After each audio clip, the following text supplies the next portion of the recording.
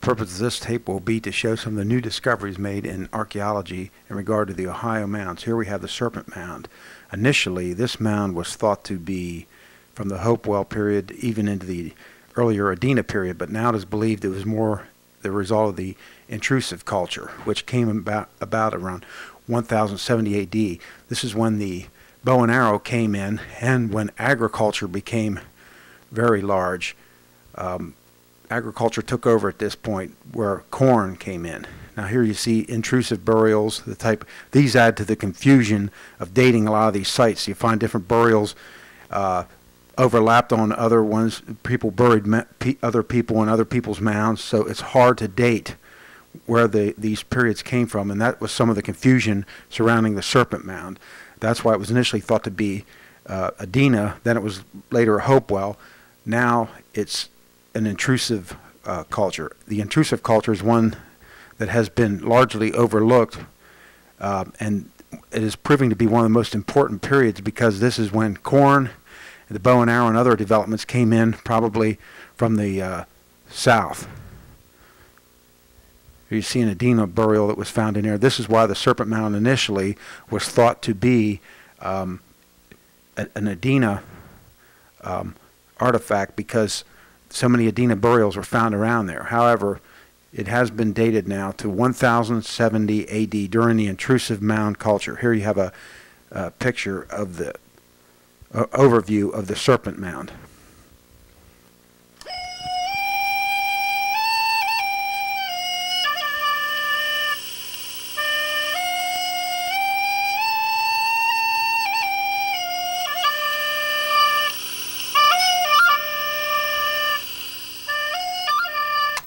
Now in the museum here are the different periods, how they date them according to the artifacts they found in the development. The earliest period here, the Paleo-Indian, is you see them engage in mammoth hunting. And then the next phase here, as each phase is developed along, the populations get bigger, and there's mound building activities and there's technological advances. Here you see their mound building activity. The glacial cane people were the first ones to build. They built buried bodies in glacial caves, which were glacial deposits. Later on, the Adena improved on that and started making mounds. Then the Hopewell went one step further and made geometric patterns that would align with the stars and the sun. Now here's the intrusive culture. This is one where they were burying people in other mounds that had already pre-existed, so this added a lot of confusion. See the different types of burials. There's no set burial. No culture uses specific type burials. They would use different burials. Here we have the Serpent Mound. We're going to go through here, take a walk through, and show you, just to give you an idea of the scale of the thing. Here you have one of the coils here. The coils, these coils were lined up according to the sun and the equinoxes, the summer and fall, winter, and spring. So this was primarily an agricultural tool to let them know when to grow crops, and also certain times of the years mark festivities. The Serpent Mound is about a quarter mile long. Now here I'm up on the tower here.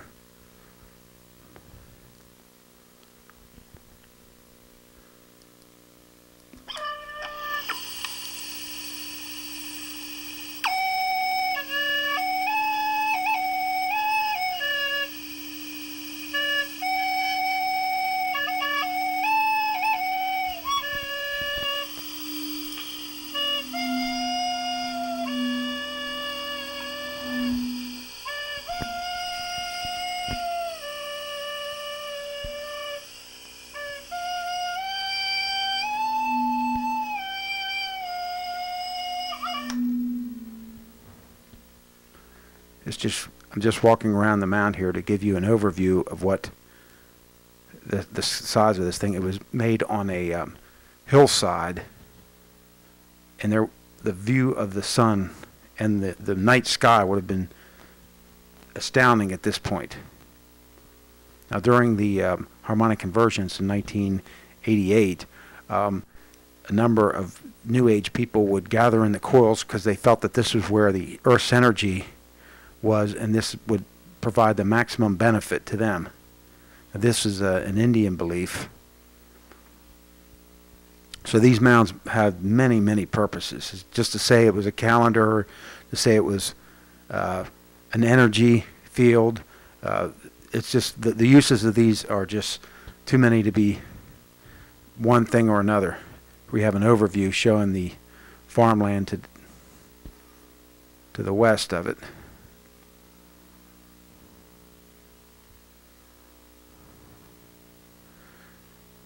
Now, the Ohio Historical Society conducted a survey of this mound, and this is where they found that it was constructed in 1070 A.D. during the intrusive mound culture. Here we have an Indian shaman healing, showing the types of pipes and their uses of tobacco for all sorts of ritual healing, spiritual well-being, the works. These would have been worn around the neck here. This, again, is from the museum there, showing the different types of arrow points. Now, the arrow points during the intrusive culture, which is when the Serpent Mound was constructed, were becoming refined into real small arrow points, bow and arrow, because before that, the atlatl had been the primary weapon or hunting tool. But now the bow and arrow came in. And another revision that's coming about nowadays is that for years, archaeologists would say that this period or that it was a transition period. The Indians moved from one phase to the next phase according to technological advances. However, they're believing now that that's going too far in saying this, because cultures can be disrupted overnight, and they're finding rapid changes, rapid advancements, which mean that, you know, possibly they could have been conquered by others. Like the intrusive mound builders could have been a conquering type people that came in from the south or the west. They're not really sure, but they probably absorbed the culture, as you know, as well as conquered it.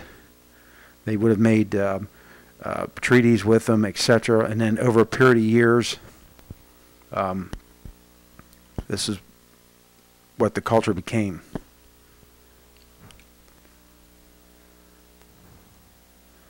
Once again, they're saying here that they're dating them. Now, this is from the Fort Hill area. Here, the new museum here showing Fort Hill is now considered to be an Hopewell ceremonial center. Here's the controversy surrounding what it is. This is why they believe it wasn't a fortress.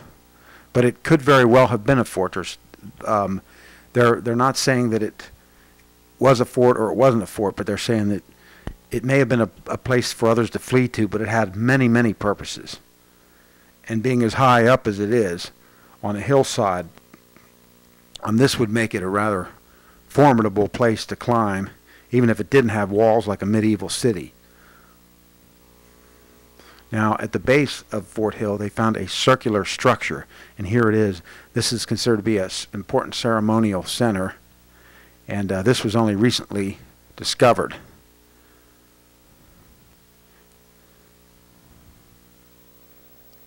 You can imagine the type of ceremonies that must have taken place in this circular structure, as close as it was to Fort Hill.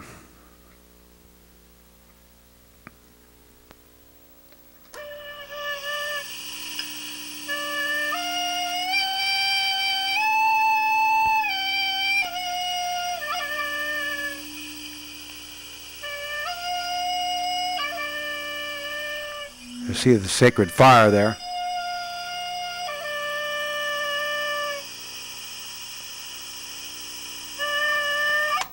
Now here is another structure they found, a rectangular type structure, which may have been a charnel house. Once again, the Fort Hill site is Hopewellian, and the buildings are like the Hopewell would build. Here we have a Hopewell shaman. They have found other structures like this near ceremonial sites. These houses of the same type construction. They're believed to be, you know, ceremonial houses for renewing the seasons and burials of important dignitaries, things like that. This is the type of costume that, or artist rendition of how the Hopewell people probably looked.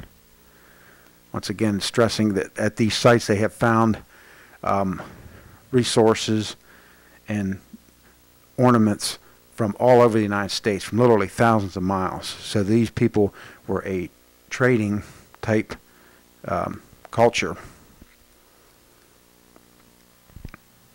as well as skilled artisans. Now, in some of the houses around there, they found evidence where they had been making pottery and making arrowheads and things like that. So these are the type artifacts that have been found in Fort Hill and the surrounding area. Again, showing the construction of the hill. Overview in the museum here, showing the extensiveness of this hill enclosure.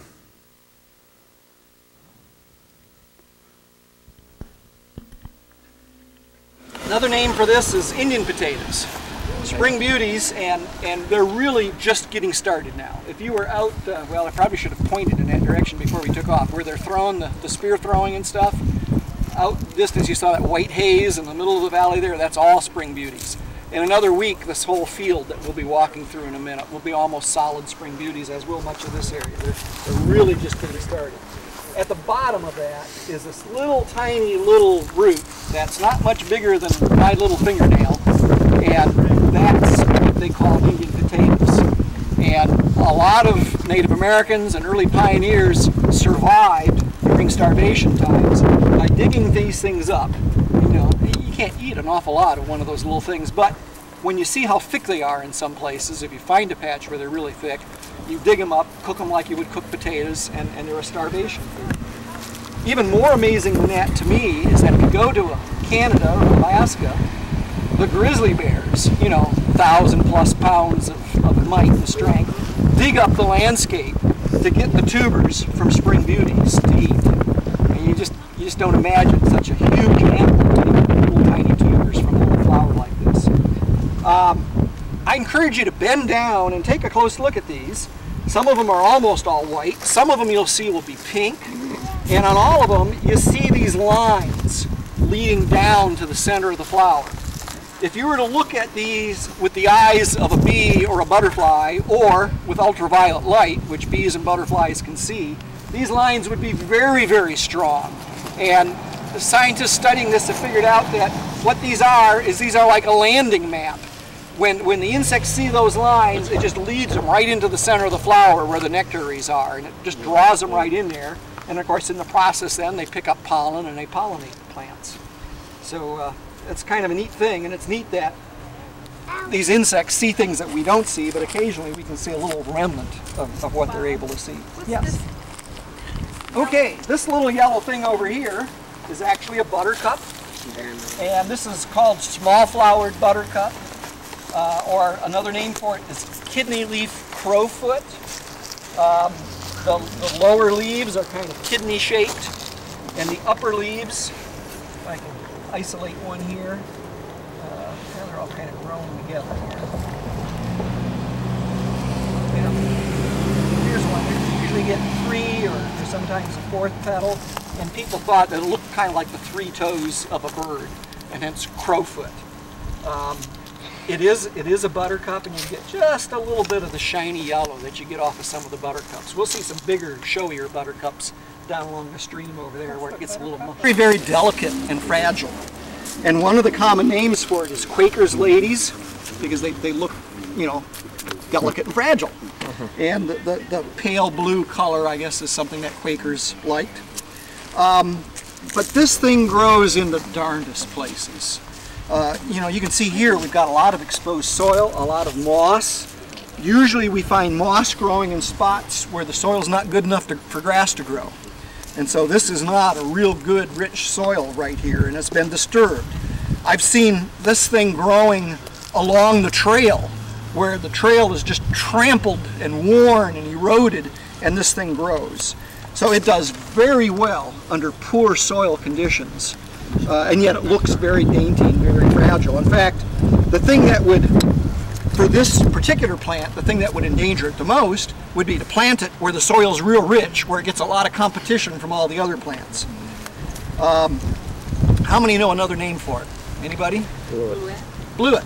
Okay, and there are 3 or 4 different species of bluets actually growing at Fort Hill. This is the common bluet, and you can always recognize it by the yellow throat and the blue cross-shaped flowers. And maybe when we're done and we see another patch of this, I'll do a quiz. You think you can remember it? You're not sure. You think you can remember it at the end of the walk? Sure. Bluet. Well, see, if you forget it, when I ask you, then you blew it.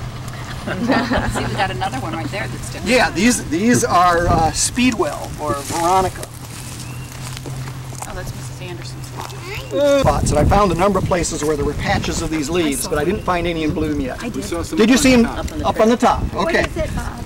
This is trout lily or fawn lily, or one of those two. It's probably trout lily. Trout lily is the name that's usually given to the one that produces yellow flowers. Okay. There's one that looks identical, but it produces white flowers, what and we that's saw. fawn lily. Okay. It's actually a different So what we species. The name trout lily probably came from the speckled leaves that look kind of like trout, Oh, and okay. they bloom in the spring when the trout are spawning, and that's probably where the name came from. Another name is adder's tongue, not as wide common, but used sometimes. Little yellow flower on a stalk about so high. It's in the lily group, real pretty little thing, but they're spectacular. So you did see some. Mart Trail, right by the edge of the road, and see some neat things too. Plants, if you give them the right environment, the right habitat, can be amazingly hardy. The problem we have is that very often we destroy the right habitat for particular plants. And some plants will grow anywhere, and other plants will only grow in very limited habitats. And those are the ones that become endangered. This is a real neat plant right here. Big green leaves. It has the biggest commercial industry for a root of any plant in Ohio. Anybody know what it is? Wild ginger. This is wild ginger. And some people think, well, gee, ginseng, you hear about how an ounce of ginseng's worth an ounce of gold and stuff like that. There is ginseng in Ohio, and there's a market for ginseng, but there's nowhere near the volume of ginseng as there is of wild ginger. The root of this is what the original source of ginger came from. And yeah, as she's noticing, if you get down, and to appreciate this plant, you really need to get down on your knees. There's the flower, right there. If I take this set of leaves and I pull back this dead leaf, this one's a little withered, it's probably a little too close to the road, and it's a little dry. Here's another leaf. Let's see, let's pull together. Here's some dead leaves covering it up. By golly, there's another bloom. And this one, being buried in the dead leaves, is really doing quite well and very vigorous. You can see leaves all over here, and as we walk down through here, we'll have to be very careful that we don't trample these. But the flowers are hidden. Now, let's be anthropomorphic for a minute and put this in human mindset and say, if you're a flower and you want to get pollinated, are you going to bury your flower underneath all these dead leaves and stuff? Doesn't quite make sense, does it? I mean, how are the bees and the butterflies going to find these flowers with all the dead leaves covering them up? The answer to that is that they are not pollinated by bees and butterflies. They are pollinated by flesh flies. And the flesh flies crawl down through the dead leaves to get to the flower to pollinate it. Anybody know what a flesh fly is? What do you think the flesh flies feed on? What? Flesh. Dead, decaying flesh. Anybody want to smell this flower? Probably not. And tell me, I have tried this many, many times, and I get my head down there, and all I ever smell is dirt and dead leaves. But I've read in at least 2 different places where they say that these are supposed to smell like decaying flesh, and that attracts the flesh flies. So I don't know who's smelling decaying flesh there, like your feet. and I don't know if that's really what the flesh flies are smelling, but it's certainly being pollinated by things that have to crawl through the dead leaf litter to get to them, and not something that bees and butterflies do. And if you've ever treated your lawn for weeds, one of the things you've tried to get rid of is chickweed. Well, that's a non-native introduction. Try that again. That's a non-native introduced plant, whereas this is a native wildflower. They're both named because the petals, if you look at this thing closely, it looks like there's 10 petals there, but there's actually only 5, and this one's probably going to end up in trouble anyway. So I'm going to pick one of these petals very carefully. Take the naturalist's right here that we normally don't. Well, that one didn't come out very good, but if you look closely at that, and I got a little bit of the sepal with it, but there's kind of like two tips of the white petal with a notch in between, and somebody thought it looked like a chicken had pecked at the petal, and so it's chickweed because the chicken has nipped the petal into two notches. There's a wet spot over there, kind of a seep, where water's coming up to the surface. There's a stream over here. This is low. It's a floodplain, basically, although this is low enough that it doesn't flood very often. In fact, I don't know that I've ever seen this flood in 20 years, but it's got rich, deep soil, and so it's a real good wildflower habitat. And right here is an interesting little plant. Does this look similar to any garden flowers that anybody has growing in their gardens? Anybody growing bleeding hearts in their garden? Yes. Okay, does that look familiar? You just make that pink. Instead of white. This is squirrel corn, and it's in the same genus as the bleeding hearts. And these little lacy leaves are the leaves of it, and if you've got bleeding hearts, you're going to see basically the same leaves. This has a little rootlet that's also very tiny and is yellow and looks basically like a little kernel of corn, and hence the name squirrel corn. Of course, the name squirrel corn suggests that who eats it? Squirrels. All right. Actually, as much or more than squirrels, this is a food that wild turkey are going to be scratching and digging up and eating, or rough grouse might scratch and dig up and eat. But they are eaten by squirrels, and they do sort of look like corn. Does anybody see our state wildflower nearby? Does anybody know what our state wildflower is? That one. A couple of you do. Yeah. The white trillium, or what we call the large flowered trillium. We've got 4 species of trillium here at Fort Hill, and here in the next couple of minutes I'll show you 2 of them. One of the other ones is uncommon here, but common in other places, and that's sessile trillium. And then we have snow trillium, or dwarf trillium, which is a state threatened species. And Becky Hughes, is that her last name? The artist, she's got some nice paintings of the dwarf trillium. Very, like 1/10 the size of this plant, very small flowers. But the large flowered trillium grows all over the state and very abundant. And that's one of the reasons. I mean, it's beautiful, and people thought, well, that'd be a good flower to be our state wildflower. Yeah, deer like to nip them. And if deer nip them, or if people pick them, they may survive a few years. And in fact, one study that a guy I knew did is the deer could nip them off for as many years as 7 years in a row, and they might survive each year. Once they got to about 7 years, or sometimes even quicker, depending on the habitat, that was it. The plant would wear out. They are a perennial, but they can only stand so much picking and eating. So one of the things that some people do is to try to keep the deer numbers down to prevent the trillium from being lost. You'll notice that many of them are white. This one's got a little bit of pink to it, just starting, as does one of those over there. This is an aging factor. They all start out white, and as they age, they turn pinker and pinker, until finally they start just withering up and stuff.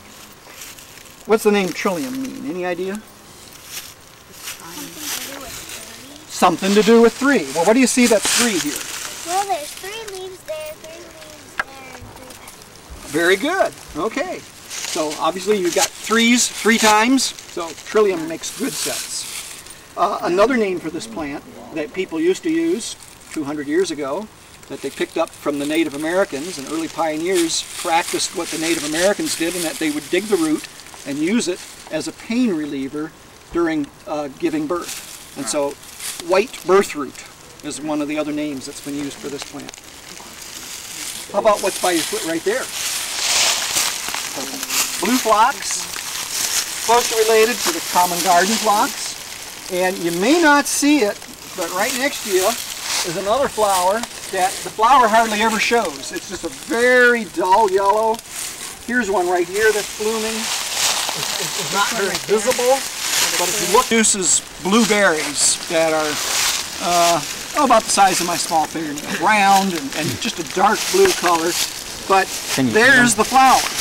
No, you can't. They're not edible. You know, it's greenish, I guess I'd call the color of that flower, with yellow stamens. But it's a flower. It's got stamens, it's got pistils. A flower is the reproductive part of the plant that attracts insects for pollination, produces fruit. The fruit contains seed to help the flower grow again. What is this one? And there's one right in front of you. Tree today blooming all over this area. This is a good indicator of alkaline soils.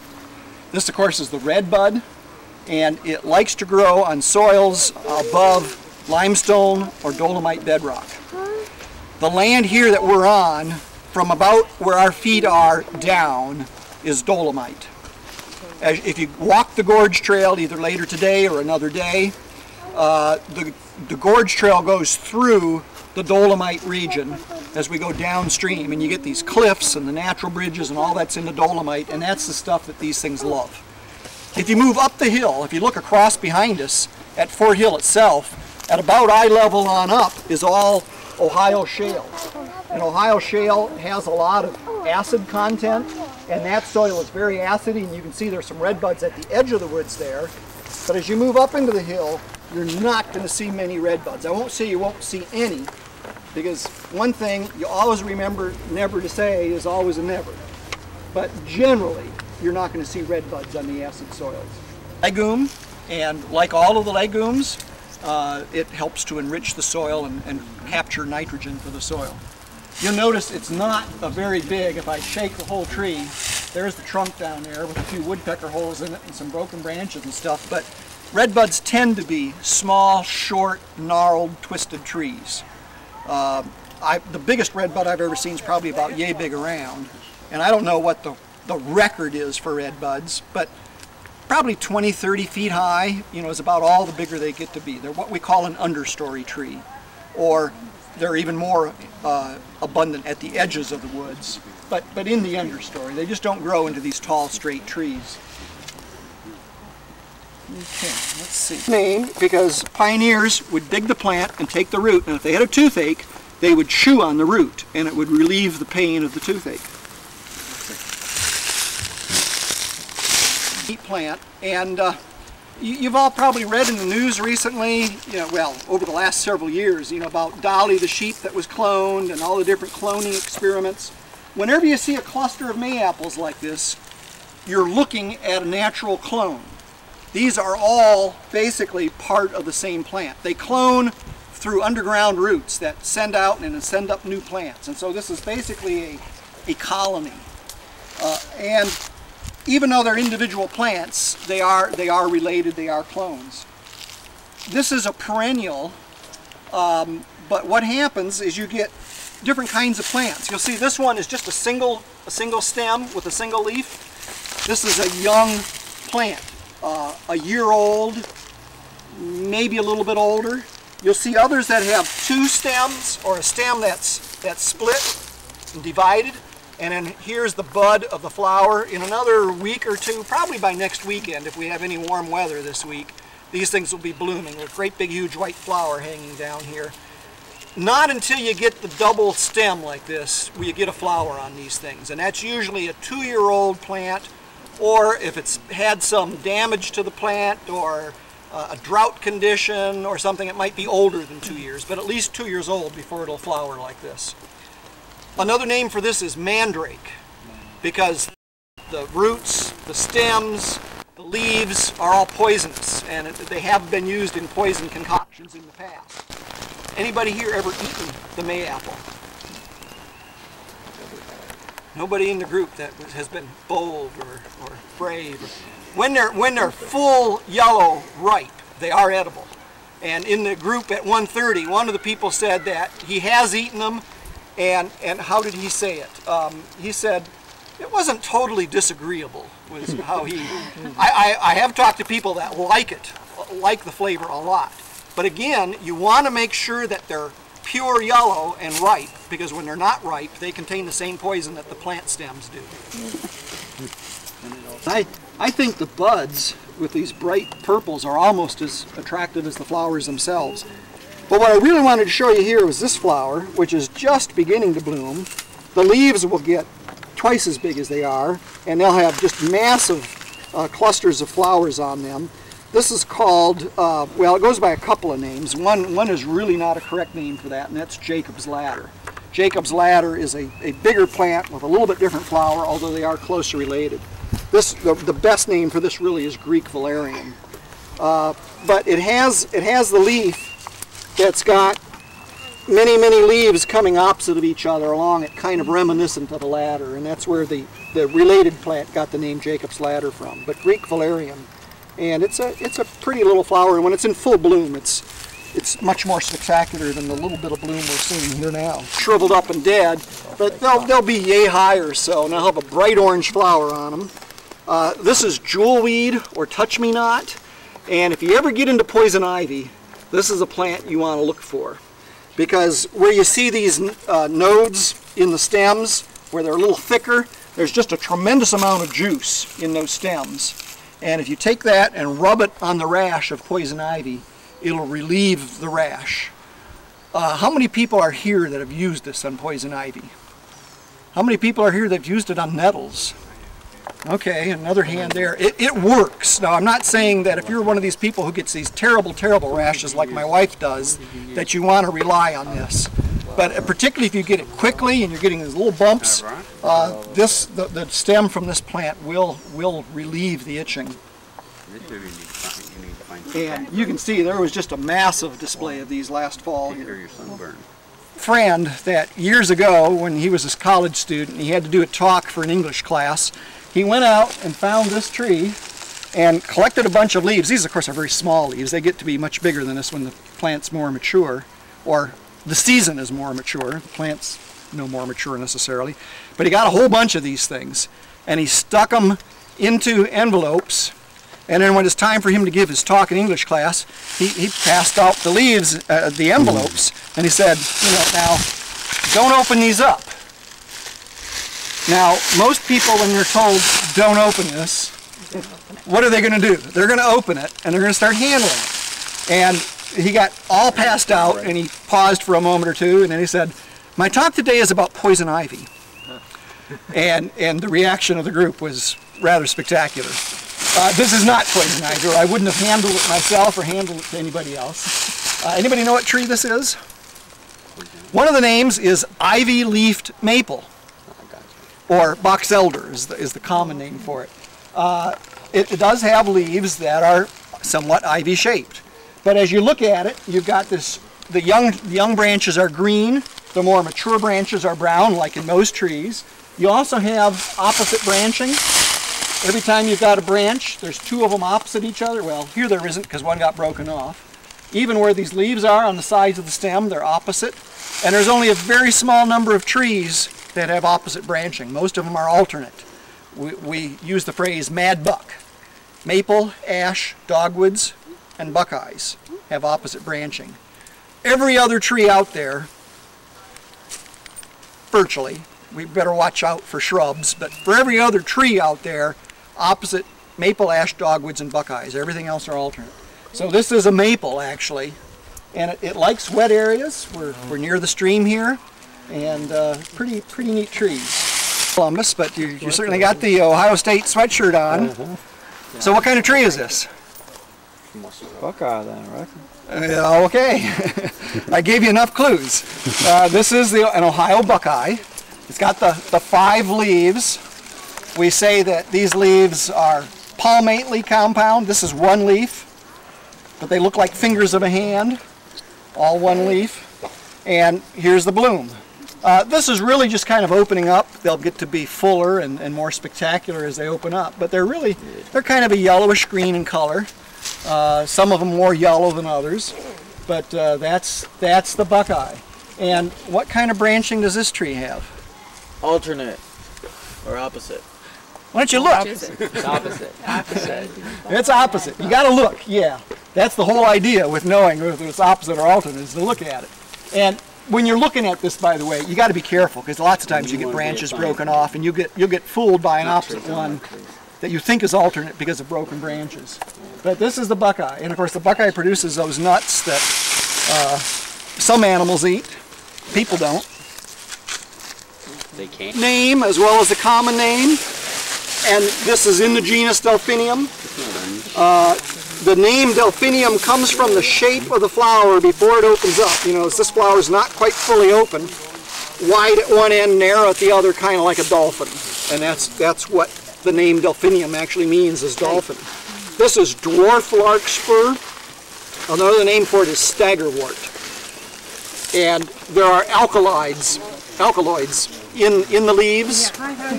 And if cattle eat these leaves, they get sick and they stagger around, hence staggerwort. Neat flower. You can see this whole area in another week or so is just going to be thick with these. And they'll be actually darker purple than what you see in here, although some of these are doing pretty good. But it's just a little bit early for them, but they're a spectacular woodland wildflower. I haven't seen any here lately. Neat little yellow violet. And particularly if you lump the two of them together, there's nothing to confuse them with, because it's clearly a violet by the shape of the flower and the leaf, and it's yellow, and so it's yellow violet. What's the dogtooth violet? What is that? The dogtooth violet is well, we're getting into common names, and you have to be careful because different people apply them to different things. But dogtooth violet is a name that's usually applied to the trout lily. Okay.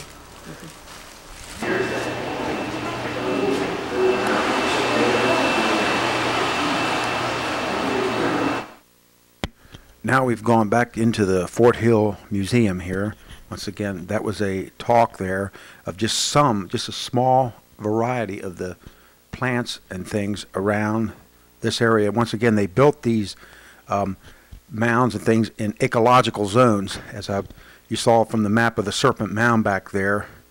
They didn't just randomly pick where to build these. They planned them out very well, according to the lay of the land and the way the stars were set and other things. Now, I'm going to go on a view of Fort Hill, give you a tour of Fort Hill. I'm going to walk up and go the whole way around it and just show you everything there.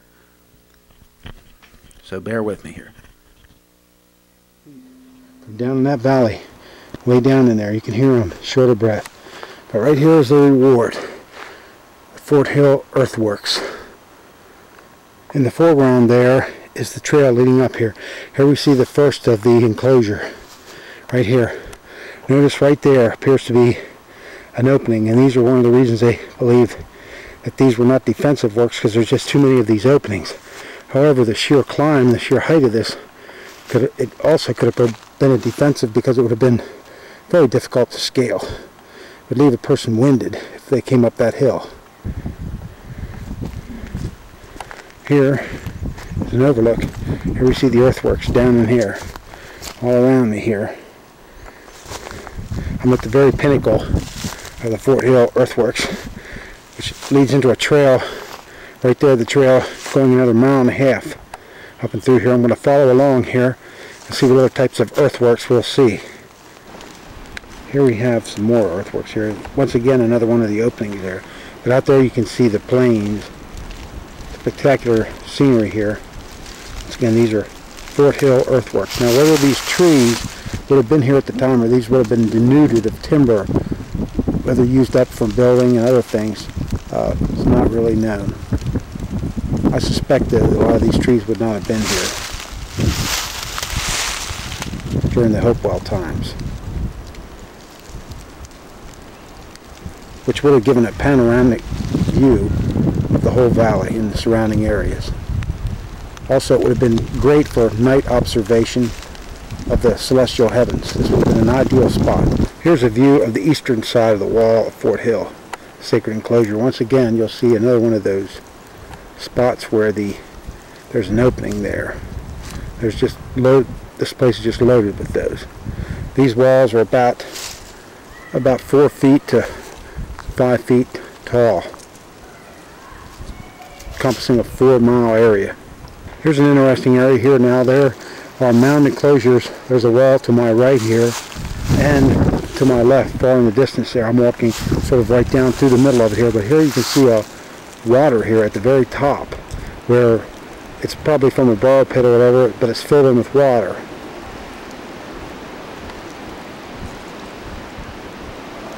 This could have been stocked with fish or provided some short-term water use during certain types of the year. Here's the western side of the earthworks here. You can see another one of those openings there. Just giving you a feel for how extensive these works were. I've been walking about a mile now, and they're still on both sides of me. Steep, very high. Down there you see like a gorge type thing where they think it's not like a moat or anything, but it's more like a borrow pit or just something burrowed out there. There's an overview of the valley over through there. Right now, I'm standing on the outer west works. You can see the steepness of them right here. Down into there.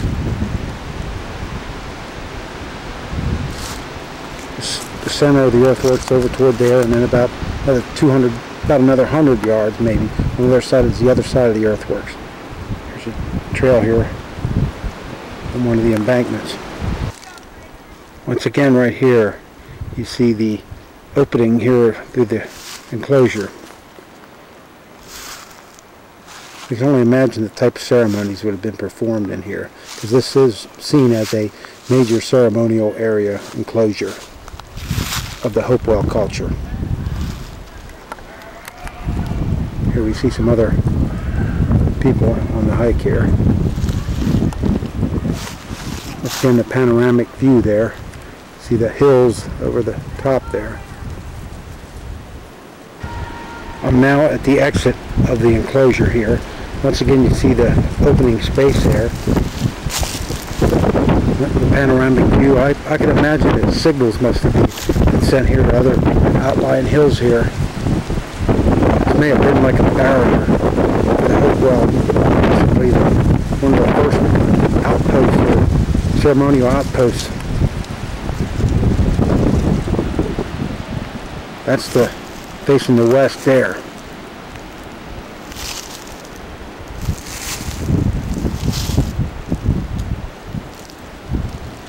Once again, these, well, at that point there, it's probably about 6 feet tall right there, that one.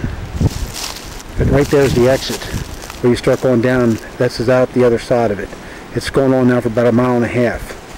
Just on both sides, just to show you the extensiveness of these works. This Fort Hill Ceremonial Complex. I'm now descending.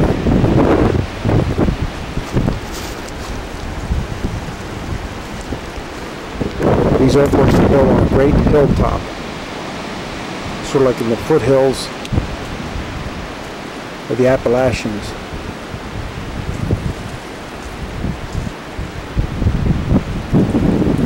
Far out from what you would consider the Appalachian Range, or far out, maybe 100 miles out, maybe even farther. Once again, Fort Hill Ceremonial Earthworks up and through there. Now the Serpent Mound is over in that area down in there about 15 miles as the crow flies. So all these areas are strung together. You can see a huge looming hilltop over there. You can just imagine a signaling station there as you look at it. Same with up here. Once again, you see the earthworks here. I've taken these pictures when the leaves aren't on the trees. Literally, when the leaves were out here, this place would have been covered. What kind of tree coverage that would have been in here at the time, no one knows. But it's speculated a lot of the trees would have been used up because this was a woodlands culture that relied on wood for fuel and housing and a lot of other things. So this must have been, when it was built, a very formidable area.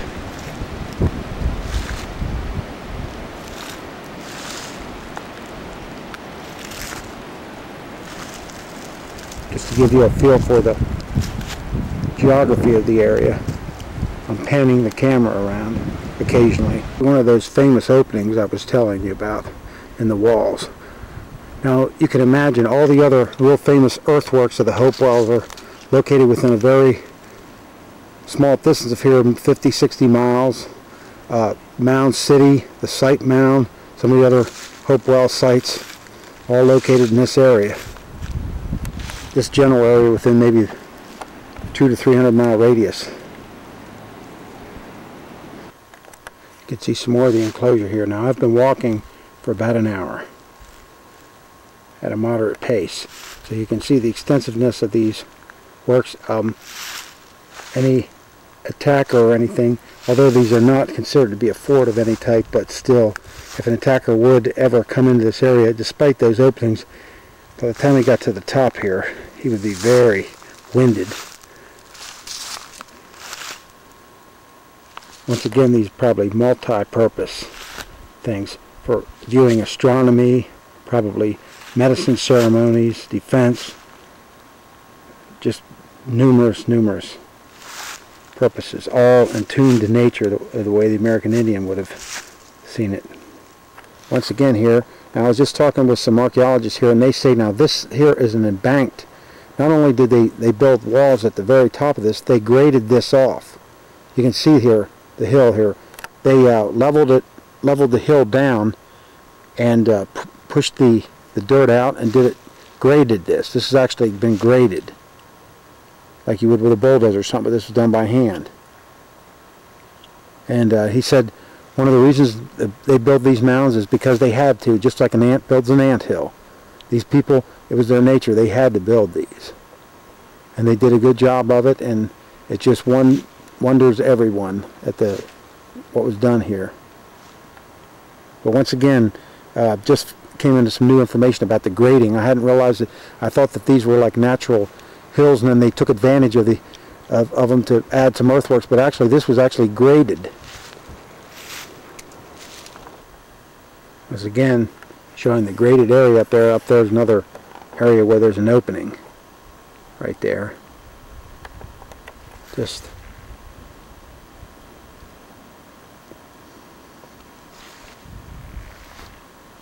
all this work done by hand.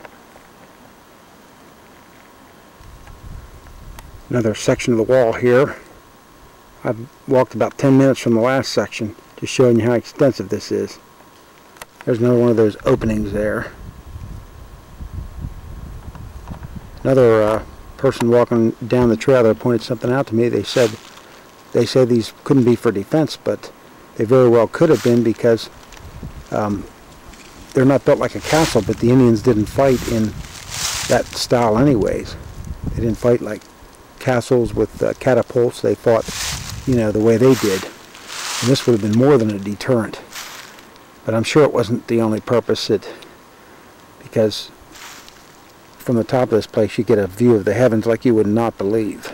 And at night, with all the stars out, there must have been many messages sent through the spirits.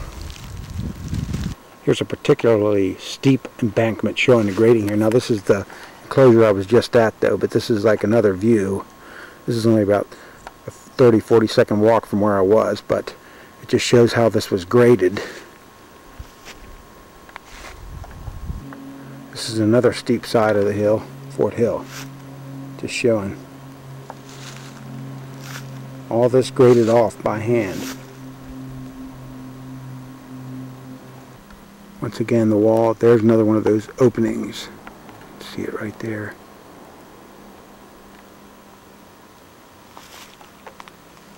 Now I'm looking over toward the Fort Hill earthworks. Notice, surrounded by forest, you can't tell a thing's there. Could that have been the purpose of such places, to be a hidden place? Surrounded by woodlands, thick, heavy woodlands. Now, it's evening and you can see the redbud. Now, right up in there is a Fort Hill earthworks, hidden from view. I'm standing here in front of the site earthworks now. These earthworks are also very, very extensive. I'll show you very shortly. These are about 30 miles from the Fort Hill earthworks. These are also Hopewell earthworks, and you can see the central mounds up there. These earthworks were leveled due to farming and things like that. Now here is what the earthworks originally looked like. You can see there, 27 acres.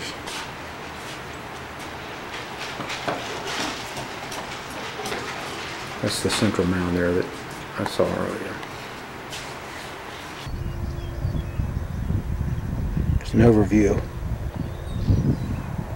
Once again, it runs by a major water source, runs right over the back of that mound there. This is the famous Serpent Mound. It's 30 feet high and 150 feet long. And there were 122 burials found in this mound. And then on top there were, in addition, 7 intrusive burials that were probably from a much later period. Now here you can see the houses that were here.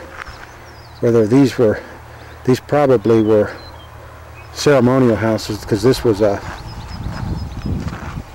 ceremonial complex here. This is probably where a lot of the ceremonies would have been done. You can see the posts there, where the posts would have been. These were the ceremonies would have been performed for the internment into the mounds, most probably. These could have been possibly residences, but if they were for like the elite, like the chieftains and things like that. Once again, you can see the ceremonial wall there. Just only part of it left. Most of it's been torn up by farming. I'm now closing in on the main burial mound here.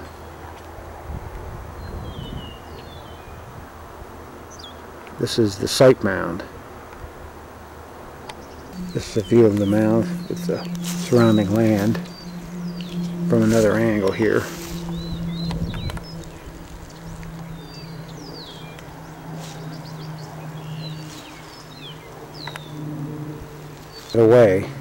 By the way, this is more an elliptical mound as opposed to being round. It's a little long and kind of not as wide. Once again, Serpent Mound from the front.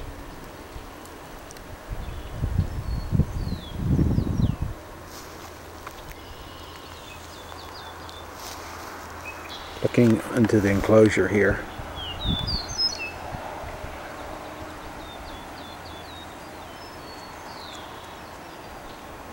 Here you see Pink Creek here. This is the creek. It's a rather large creek that runs right next to the mound complex. This would have given them a easy water source, which would have made this a very desirable spot. Here we have an overview of the site, showing the different types of burials as they were in the mounds here, showing the 122 burials on the ground floor there. One type here was a crematory basin, as you can see here. An actual picture of the basin with the cremated remains in there. That was one type of burial. Another type of burial here was an extended burial, where you see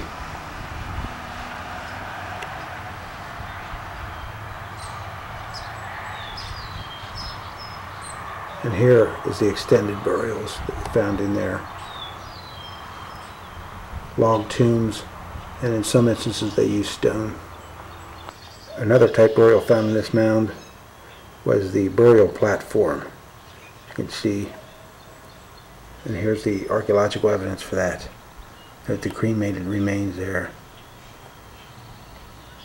Here we have an artist's rendition of a shaman presiding over a ceremony known as the famous skull shaman, using a real human skull there. That's an artist's conception, or one suggestion of how the items may have been used. Notice he has figures in each hand, and there is the individual in the log tomb there. Presiding over the entire ceremony here is the shaman.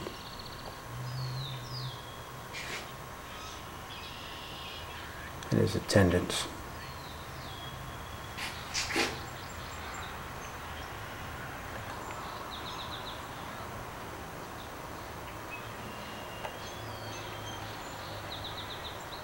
This particular skull here was found in the mound in Mound City, which is about 50 miles from here. This was part of the ceremonial complex of the Hopewell here, just as was Mound City, and other extensive works just too numerous and too lengthy to be included here. In addition, in this site were found these famous pipes here. These were from the Capina culture down in Alabama. They were gigantic pipes. Here we have a wolf bird and a large bird. These were more pipes that would have been smoked like a communal type thing as compared to like an individual pipe. This just shows the different layers of soil on the mound, showing that it was built over a long period of time. It contained 122 burials, including 5 crematory basins and 200 post holes, over 200 post holes. Just showing some of the other treasures found in here. This is actually a piece of fabric that was decorated, preserved by copper salts.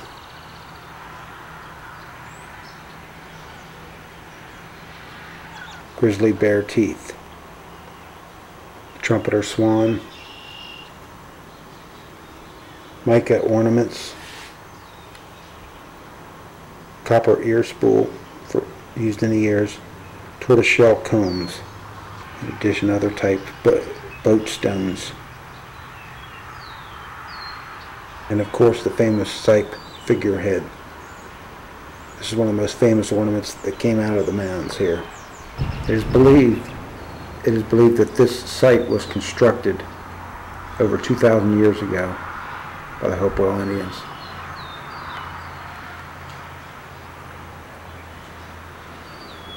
Now the Paint Creek runs near that timberline back there. And this area would have been subjected to some flooding. Most of the site, however, is on fairly high ground. Now this is a rainbow here that I observed in the sky near the Serpent Mound. These are the kind of spiritual signs and things that the shaman would have been very aware of. We're going back here to the Serpent Mound. Now remember, the Serpent Mound would have been constructed a few hundred years after Fort Hill and most of the Hopewell mounds, because it is now believed that the Serpent Mound was built by the intrusive culture or the Fort Ancient Indians.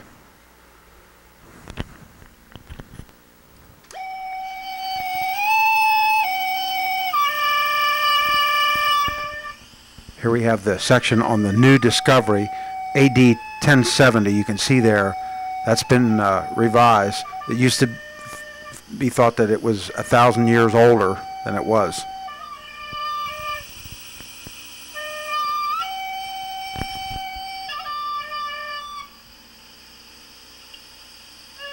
Now here is the evidence about the Serpent Mound, the new find. You'll see a series of pictures here where they describe how they ran a test through one of the areas.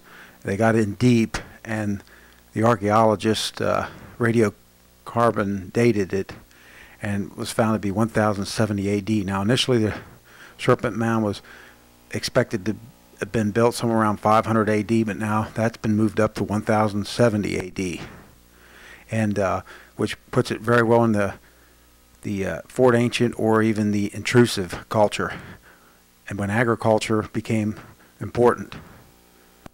And whether, you know, the Hopewell didn't just fade out, they may have been pushed out, or there may have been war, or it may have been a gradual change, but no one's sure anymore. Here are samples of some of the corn.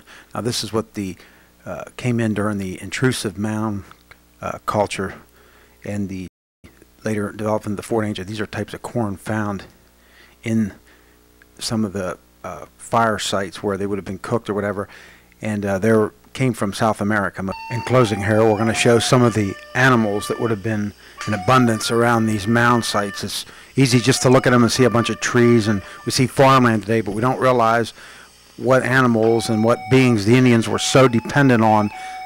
The place was alive. Mother Earth was alive all around those mounds, with game, snapping turtles,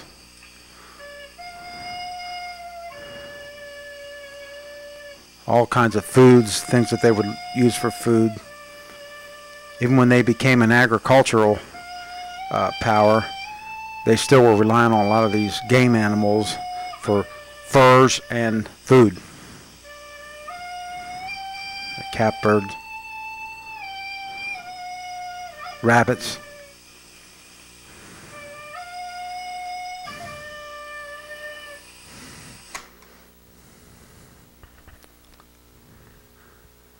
Many of the clans were even named after these animals. A lot of these tribes had subdivisions in there that where they were named after an animal, or a family unit supposedly was related to one of these animals. And it wasn't just a name they assumed either. There was actual relationship with these animals. It wasn't just a word. Now these are the Carolina parakeets there. They became extinct in Ohio, state of Ohio around the 1800s.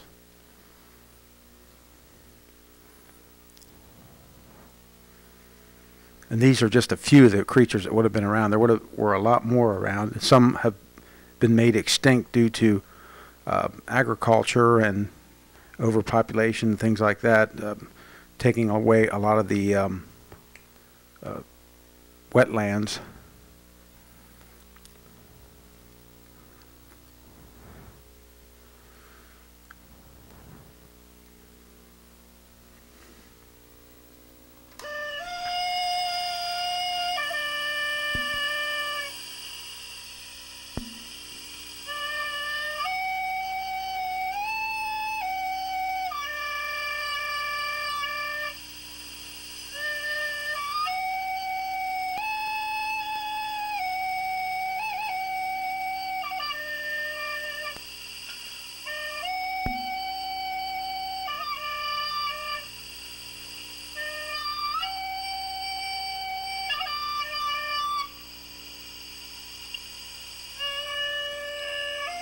Many Indian tribes had dances that were dedicated, where they tried to mimic the actions of a prairie chicken.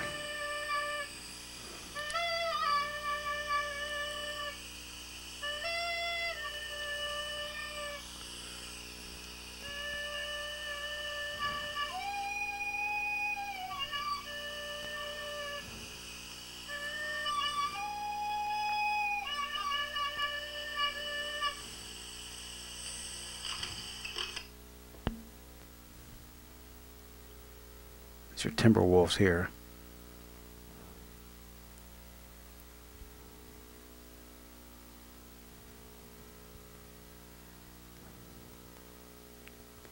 That's the puma. So, whatever became of the Hopewell, were they overrun by the intrusive culture or the Fort Ancient people? No one can ever know. Here is a shaman of the Hopewell. Surely they were a race of priests. You can see this interpretation here is from one found at Mound City. This is a mannequin dressed as one of them may have looked.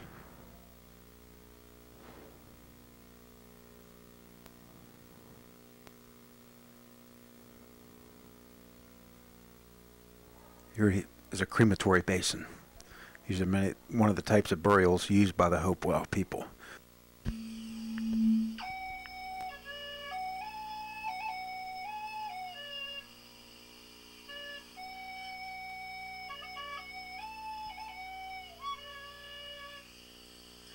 Anyone that could think up a costume like that must truly be a great shaman.